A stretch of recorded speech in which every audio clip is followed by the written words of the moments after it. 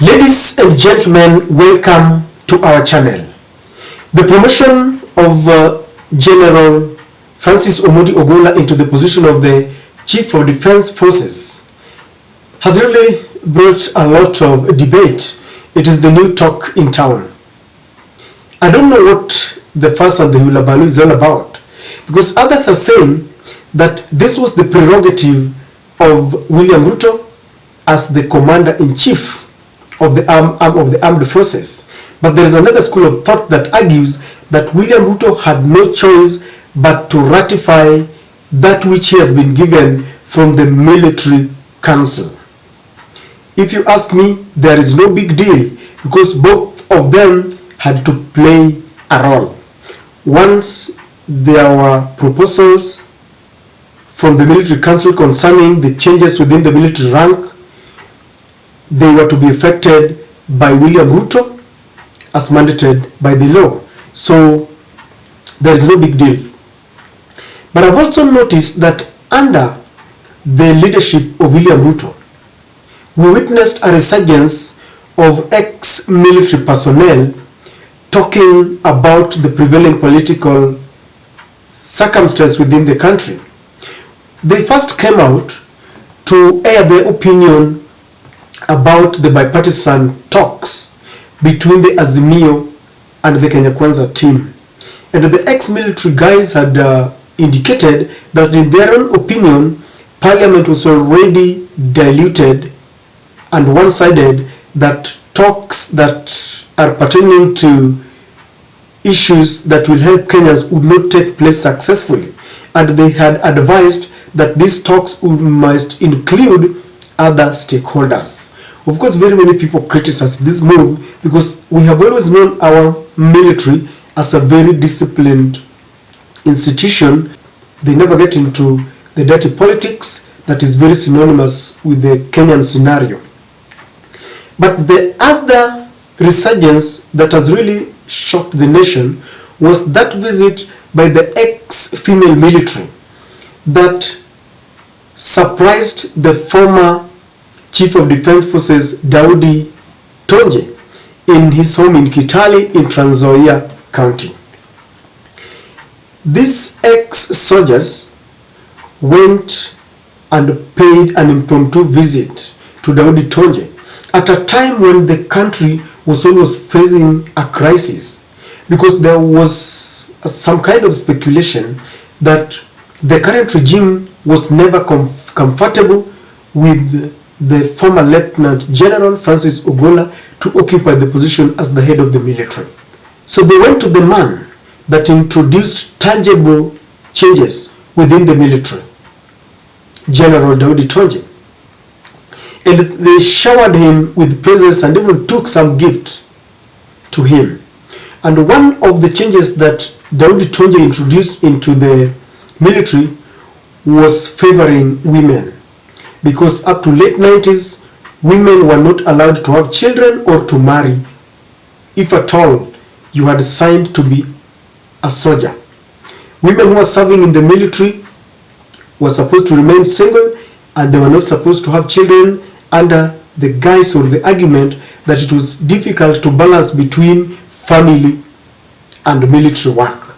But when Daudi Tonje attained the position of the CDF in 1996, he introduced changes and allowed women to be married and to get children.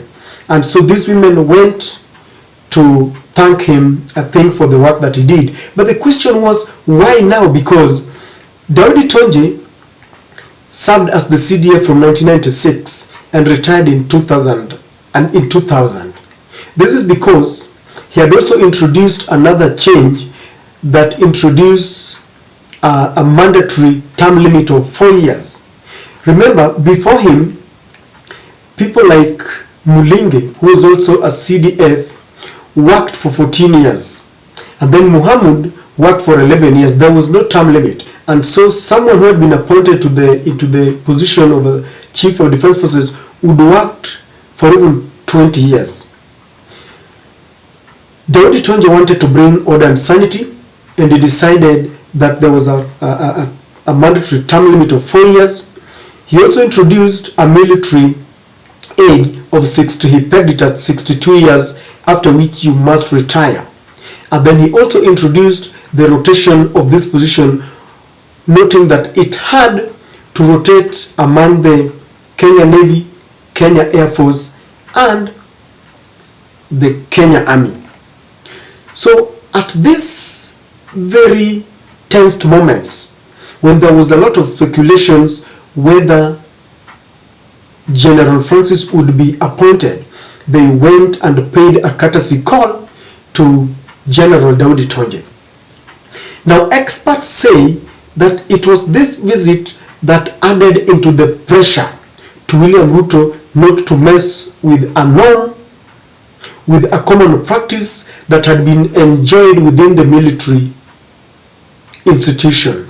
Because ever since this law was introduced, now known as Tonje Rule, both President Kibaki and Uhuru Kenyatta, for the 2 terms that they worked, they obeyed the recommendations from the military council, and they rotated the position or the rank of CDF among the military ranks. So when there was this fear, it is said that they went and praised Daudi Tonje and told Tonje that it was good that he had introduced changes within the military that really helped the institution to work well, and it was and the changes were meant for the welfare and the good of the military. But they also cautioned him that whatever he had worked for, whatever he had introduced, that which had really brought sanity within the military, was about to be mutilated. And sources say that they requested him to talk to the present regime, not to go against what had become a norm and a healthy practice within the military.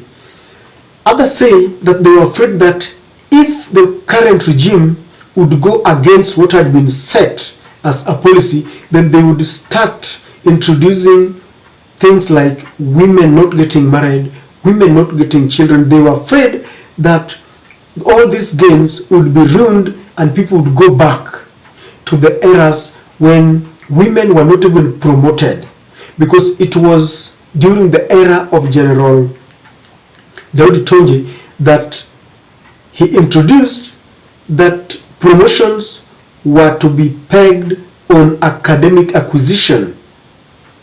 Before, women were never getting promotions. It was an all-men affair. So the ex-women soldiers were really cautious that if the regime would touch on the rotation of the CDF position, then they could as well touch on the other gains that would really affect women.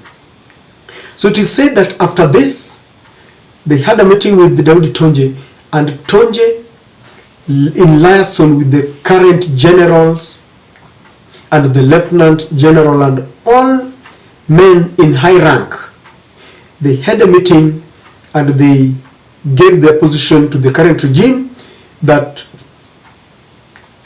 the current regime had no choice but to follow the norm as had been set by Daudi Tonje.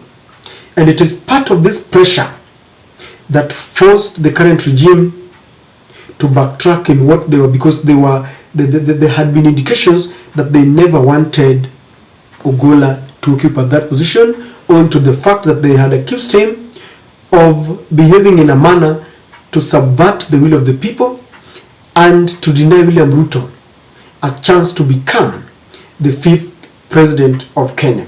So, ladies and gentlemen, it goes without saying that there was a lot of tension and the regime was never comfortable with now the new chief of defense forces. So it was this kind of pressure that forced the current regime to bow down and swallow humble pie to ensure that what had been set was not broken under the selfish guise of someone who wanted to commit a coup. And I think it was a good thing that the government listened to the pressure, they bowed down to the pressure, And we congratulate our able women, the ex-female soldiers, for piling pressure. And it was not only this pressure. I understand that the military work with sanity and order and policies. And I understand that they had decided that Ogola was to be appointed the CDF and nothing else. Remember, they only sit twice in a year. And when they sat, I understand that they had decided that Kibochi was to hand over power to Ogola because he was next in rank despite political games that were being played within the country. And this forced the commander-in-chief to appoint Ogola. And I think this debate should now end. Who appointed Ogola? We now know that it was the military council. We now know that there was a lot of pressure. We now know that maybe the regime was never happy. But now that Ogola has been appointed, I said earlier that our military is a very disciplined force, and we believe that they will maintain order that has always been there. And we even pray for them because we task them with protection from external aggression, and we believe they are going to protect Kenya even as God protects all of us. I don't know what you think, but this is my take.